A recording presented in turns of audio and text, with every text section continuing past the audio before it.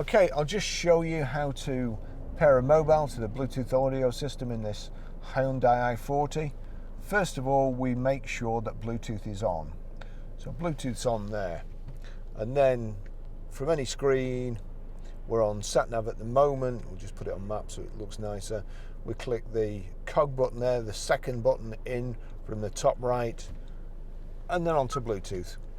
Then you've got search for Bluetooth devices. So I'll click that. I'll just touch that to keep it open. We'll see which happens first. I'm assuming it will be, here we go. So Barry's iPhone, click that. Connecting to Barry's iPhone, it says key 0000. So pin number 0000, click pair. Do you want your contacts and favorites to sync? I won't, I don't, but you will, so don't allow for me. But here we go. i40 connected. So that's that done.